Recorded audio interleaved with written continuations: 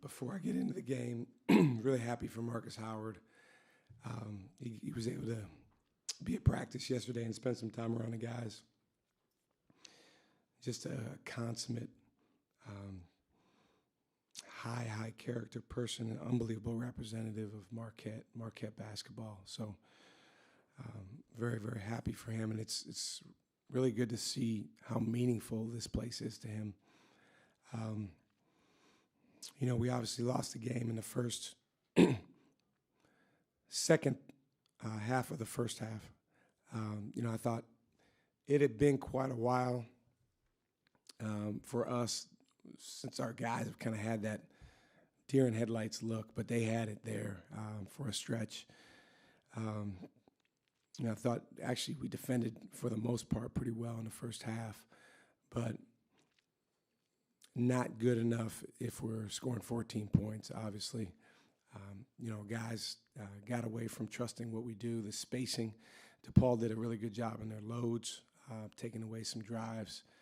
And, the open shots we did get, we didn't make, and we missed some finishes around the basket. So thought the guys did a good job adjusting at halftime, just playing with a lot more aggressiveness. But, when you fight to come back the way we did in the first 3 minutes of the second half, that takes a lot of energy, and then you have to sustain that over the course of the whole half.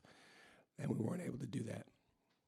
Yeah, that 21-1 run at the end of the first half. I mean, did you feel like it was the frustrations on the offensive end that were bleeding over to the defensive end, or what do you think exactly? Somewhat. I mean, it's mostly offense, Ben, but there was definitely some breakdowns. And, I mean, they were pretty much doing simple stuff on their offensive end, guard to guard, ball screens to get a matchup, and then running their five-man up. Again, I thought we did a lot of good things defensively in the first half. Obviously not enough when you struggle that much on the offensive end. But yeah, there was definitely some, because I think overall what you kind of saw from our guys during that stretch is just this is it. And again, I think our guys have done a great job of late, fighting that off. And that's a team thing, for us.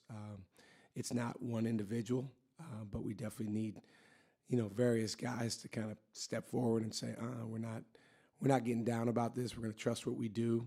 We got away from our spacing on the defensive end, and that played into DePaul's hands the way they were helping.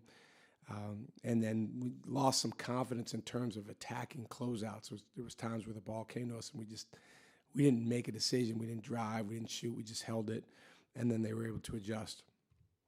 You go on that 9-0 run coming out in the second half. What was the biggest thing you made, that adjustment coming out? Just aggressiveness, just trying to attack more. Told those guys, like, it's, we have a saying, in the absence of confidence, fight, and I thought the guys did a better job of that coming out of halftime. But, again, it takes incredible energy to do that. Teams are going to respond, so they called timeout. And then they were able to push the lead back up to, 15, 16. And then, we kept fighting, got it back down to single digits. I thought guys cut the lead to 3 going into the last round of the game. Thought we were in pretty good position, all things considered. But, they outplayed us in the last round of the game. We didn't get enough stops. They went to Benson in the post. He scored a couple times. We missed some layups. We missed some shots we'd love to have back. But it's disappointing because our guys fought so hard to get us back in that position to win, but didn't play well enough down the stretch. When you're 11 from 22 from the free throw line, how killer is that in a game like this? Yeah, it's tough, and we missed some timely ones too. We've had our free throw difficulties at times this year, and I think we have a lot of guys that, we track all the free throw shooting in practice, and when the guys get extra shots, that I think are better free throw shooters than that. But ultimately, especially when you get this late in the year, whatever your free throw percentage is, that's kind of what you are. So we have to get better at it. We've got to coach it better. We've got to, relax and step up to the foul line and shoot it. I have confidence in those guys shooting them. But, yeah, 11 for 22 from the free throw line, 4 for 22 from the three-point line. And then, you know, our finishing percentage around the basket was decent, but it felt like the ones we left on the table were really, really big. You just talked about it, 4 from 22 from downtown with that 18%. There's been times this year in certain halves, Wisconsin comes to mind, where you guys struggled from deep. At this point in the season, how are you able to overcome that and figure out, well, our threes aren't falling, how are we going to score? I think it's a matter of the spirit and energy of the team. You know, this game, like I said, we haven't had a game like this in a while where I thought, you know, we started the game relatively well. I think we were up 8-4, defending really well. And then DePaul did a good job making things challenging, you know, on our offensive end. And we did not respond great in terms of our spirit and our energy. And that snowballs on you. You know, I tell the guys all the time, everything has to start with that, lead with that. If you don't, you're not going to be in position to jump up and make the shot because there's just something that's not quite where it needs to be, and it can be contagious. So I like a lot of the looks that we got from outside. You know, those are shots that we've knocked down in some recent games, but, you know, they didn't go in, and we have to find a better way, find another way. Offensive rebounding, once again, they outplayed us there, and that was a difference as well. Shaka, you mentioned how they went to Benson a couple times down the stretch. He had 10 points, but those 16 rebounds, just what do you think made him so difficult to deal with today for you guys? His defensive rebounds, you know, were, you know, obviously correlated with a lot of our misses, but the 5 offensive rebounds he got were huge. You know, he's got long arms. He wedges his way in there. There was a few that he outworked us for. He's a good player. You know, if you told me that Benson, Blocker, and Gunn, you know, they're 3 best players, although Macklin is playing as well as anyone on their team. But if you told me those 3 guys, you know, would be significantly below their averages, I would take that. But, again, we scored 14 points in the first half, so it puts a ton of pressure on. We have to defend and rebound even better in a game like that. Shaka, at this point of the year, you're used to competing for a Big East title or getting ready for the big dance. It's looking a little bit different this season. What are you looking for out of your guys down these last few games, and what are you hoping to get from them? Yeah, I mean, we've been talking a lot for the last several weeks about just growing to the point where we could be at our best going into the Big East tournament. We have a lot of evidence of that.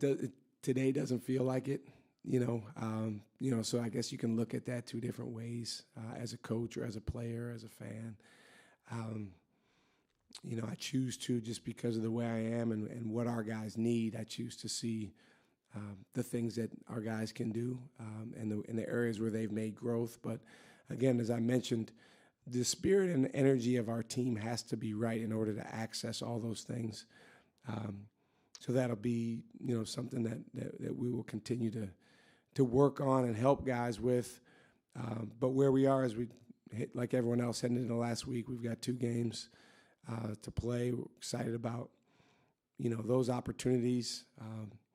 Yeah, you're right. It's a different feeling, but you know, it's my job to, you know, help prepare our guys and help keep pushing them to move forward. And every time we take the floor, we have a chance to win. And I mean, if you can't get excited about that as a coach or player, then there's something wrong with you. So, you know, we're going to go after preparing to be our best in our next game. Obviously, with the quick turnaround, you know, we might not be able to do quite as much physically as if we had more time, but it's more about mentally getting the guys, you know, reconnected and getting their minds clear around what we have to do offensively and defensively to be our best. Chase was playing in the big shoulder harness. Just what did it take to get him to play? And it obviously affects him somewhat, but how do you think it affected him? Well, you know, Ben, I'll say this because if we would have won the game, you know, I would have been screaming this from the top of a mountain. The kid is such a warrior. You know, his shoulder came out in the Georgetown game. If you ask anyone that's done that before, you know, matter of days later, there's an extreme level of pain when you try to do this. He's left-handed. It's his left shoulder. He did not practice yesterday. He did not practice the day before. He wasn't even really shooting. So I didn't know if he was going to play as of this morning, but he really has a level of physical toughness about him that is special. And, Ben Gold's ability to fight through what he's going through with his ankle is impressive as well. So, again, it's something that I would praise the heck out of if we won. So it'd be hypocritical to not say it in a loss.